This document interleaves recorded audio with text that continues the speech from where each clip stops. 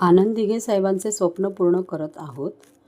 वंदनीय गुरुवर्य धर्मवीर आनंद दिघे साहेब यांच्या जयंतीनिमित्त उपमुख्यमंत्री एकनाथ शिंदे यांनी गुरुवारी ठाण्यातील यांच्या समाधीस्थळी दर्शन घेतले. त्यावेळी त्यांनी गुरुवर्य आनंद दिघे यांना कृतज्ञता व्यक्त करत आनंद दिघे साहेबांचे स्वप्न असणारा ठाणे महानगरपालिकेवरील भगवा झेंडा कायम फडकवत ठेवण्याचे कार्य आपण पूर्ण करत आहोत असे ठामपणे सांगितले. याप्रसंगी बोलताना उपमुख्यमंत्री शिंदे म्हणाले की आनंद दिघे साहेब यांच्या जयंतीनिमित्त दरवर्षी समाजोपयोगी आणि लोकाभिमुख उपक्रम राबवले जातात. समाजकारण आणि लोकहित हेच त्यांच्या विचारांचे केंद्र होते.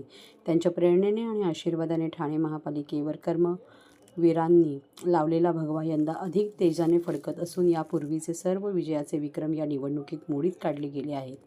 ते पुढे म्हणाले की ठाणे जिल्हा हा शिवसेनेचा बालेकिल्ला आहे आणि तो कायम राखण्याचे काम आपण केले आहे.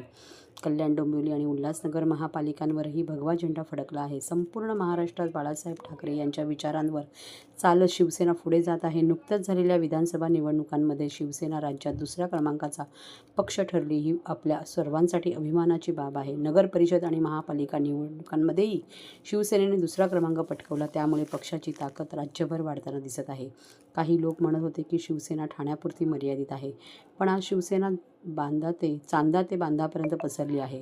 हे संपूर्ण महाराष्ट्राने पाहिले आहे असे सांगत त्यांनी विजयाची घोडी पुढेही कायम राहील असा विश्वास व्यक्त केला. शिंदे यांनी शिवसेनेचा मूलमंत्र स्पष्ट करत सांगितले, 80% समाजकारण आणि 20% राजकारण हा गुरुमंत्र घेऊन पक्ष वाटचाल करत आहे.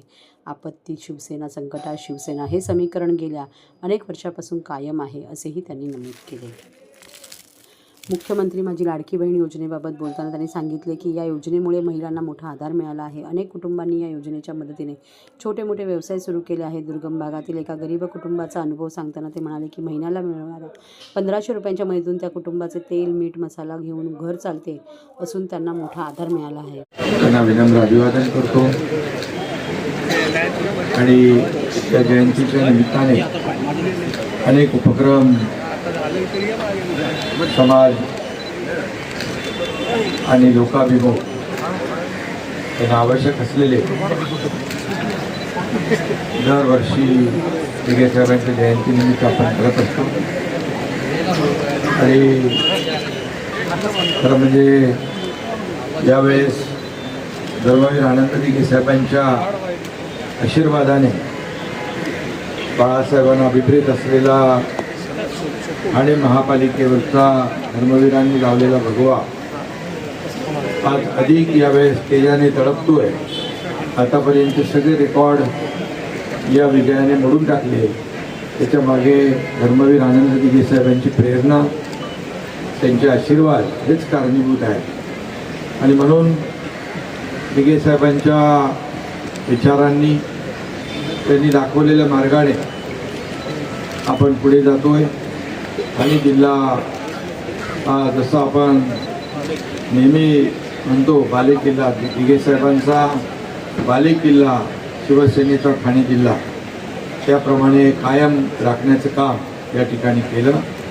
ठाणे, कल्याण, डोंबिवली, उल्हासनगर महापालिकांवर देखील भगवा झेंडा या ठिकाणी डौलाने फडकला आहे. आणि संपूर्ण महाराष्ट्रामध्ये देखील आज आपण बाळासाहेबांचे विचार घेऊन पुढे जातोय. म्हणून झालेल्या विधानसभेच्या निवडणुकीमध्ये देखील शिवसेना संपूर्ण राज्यामध्ये दुसऱ्या क्रमांकाचा पक्ष ठरला. ही मोठी आपल्यासाठी उपलब्धी आहे. त्यानंतर झालेल्या नगर परिषदेच्या निवडणुकांमध्ये देखील शिवसेना दुसऱ्या क्रमांकाचा पक्ष ठरला. ही देखील आपल्यासाठी गर्वाची बाब आहे. आणि महापालिका झाल्या ज्या निवडणुका, त्या महापालिका निवडणुकांमध्ये देखील शिवसेना दुसऱ्याच क्रमांकाचा पक्ष ठरला. ही देखील आपल्यासाठी खूप मोठी समाधानाची आणि अभिमानाची बाब आहे. आणि म्हणूनच या सगळ्याच्या पाठी हिंदुहृदय सम्राट बाळासाहेबांचे आशीर्वाद, धर्मवीर आनंद दिघे साहेबांचे आशीर्वाद आणि त्यांची शिकवण, त्यांनी दाखवलेला जो काही त्यांनी मार्ग दाखवला आहे त्या मार्गाने आपण पुढे जातोय.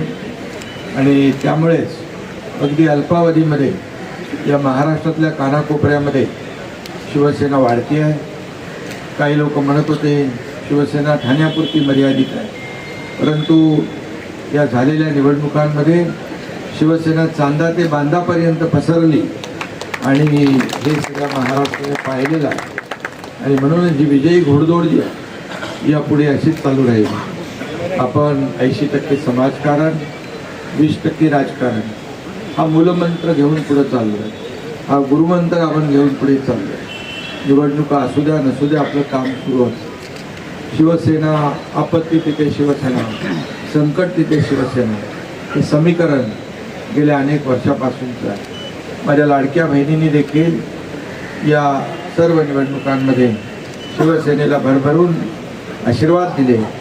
कारण मुख्यमंत्री माझी लाडकी बहीण योजना मी मुख्यमंत्री असताना सुरू करण्याचं कारण एवढंच होतं की या लाडक्या बहिणी ज्या आहेत, या तमाम माझ्या माता भगिनी आहेत, या अपार कष्ट मेहनत करतात, आपलं कुटुंब चालवतात, त्यात येणाऱ्या ज्या अडचणी असतात त्या मी जवळून डोळ्याने पाहिलेल्या आहे. आणि म्हणून माझ्या कुटुंबाची देखील अडचण आईची, पत्नीची पाहिली. आणि म्हणून जेव्हा मला सत्ता माझ्या हातात आली, जेव्हा मी मुख्यमंत्री झालो, त्यावेळेस ती योजना सुरू केली.